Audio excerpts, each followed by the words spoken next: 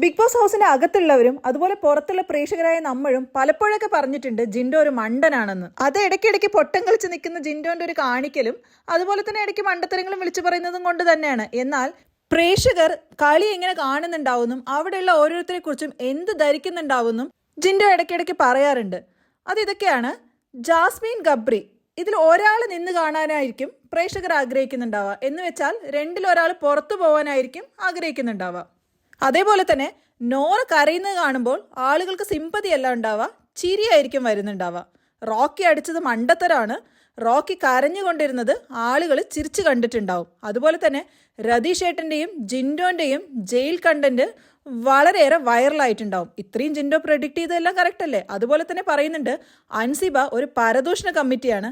അൻസിബ പലപ്പോഴും അർജുനെയും നമ്മുടെ മുടിയനെയും വെച്ച് ഗെയിം കളിക്കുകയാണെന്ന്. കഴിഞ്ഞിട്ടില്ല കേട്ടോ ജിൻഡോൻ്റെ പ്രവചനങ്ങൾ. ജിൻഡോ അതുപോലെ പറയുന്നുണ്ട് സിജോ പോയപ്പോൾ ആരും അവനെക്കുറിച്ച് ചോദിച്ചില്ല, പകരം റോക്കിയുടെ വോട്ടിന് വേണ്ടിയിട്ട് റോക്കിയെ പൊക്കി പിടിച്ച് നടന്നു. ഇത് പറയാൻ കാരണം ലാലേട്ടൻ കൊടുത്ത ഹിൻ്റാണെങ്കിലും അത് ആർക്കും മനസ്സിലായില്ല. ആരും ആ തെറ്റ് അംഗീകരിച്ചതുമില്ല. ലാലേട്ടനടുത്ത് പോലും തർക്കിച്ച് നിൽക്കുകയും ചെയ്തു. പക്ഷെ ജിൻഡോ മാത്രമാണ് അവിടെ പ്രേക്ഷകരുടെ വൈബ് മനസ്സിലാക്കി വേഗം സ്റ്റാൻഡ് മാറ്റി പറഞ്ഞത് തെറ്റാണെന്ന് അംഗീകരിച്ച് കളിച്ചത്.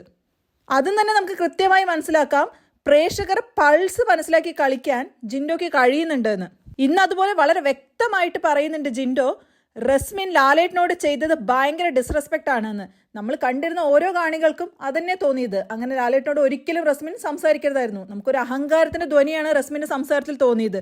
അതുപോലെ ജിൻഡോ പറയുന്നുണ്ട് ഗബ്രി ആൻഡ് ജാസ്മിന്റെ കോംബോ പുറത്ത് ഹിറ്റല്ല, കാരണം അവർ എഴുന്നേറ്റ് നിൽക്കുമ്പോൾ കയ്യടി കിട്ടുന്നില്ല. അപ്പം എത്രത്തോളം നിരീക്ഷിക്കുന്നുണ്ട് ജിൻഡോ എന്ന് നോക്കൂ. ബാക്കിയുള്ള ആരെക്കാട്ടിലും പ്രേക്ഷകർ എന്ത് ചെയ്യുന്നു എന്ന് അറിയാൻ ജിൻഡോ ആണ് ചിന്തിക്കുന്നത്. അതുപോലെ ജിൻഡോ പറയുന്നുണ്ട് ഇവിടെയുള്ള വേറെ ഏതോ ഒരു കോംബോ ഹിറ്റായി കാണും. അത് ആരാന്ന് ജിൻഡോയ്ക്ക് ഒരു ക്ലൂ കിട്ടിയിട്ടില്ല.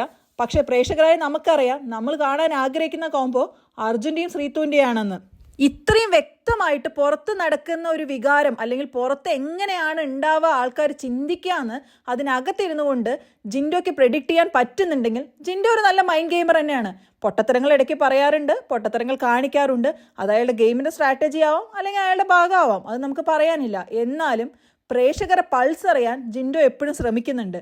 ഇതെല്ലാം കേട്ടിട്ട് നിങ്ങൾക്ക് തോന്നുന്നുണ്ടോ ജിൻഡോ ഒരു മണ്ടനാണെന്ന്? ജിൻഡോ ഒരു മണ്ടനല്ല, അവിടെയുള്ള എല്ലാവരെക്കാട്ടിലും നല്ല മൈൻഡ് ഗെയിമറാണ്.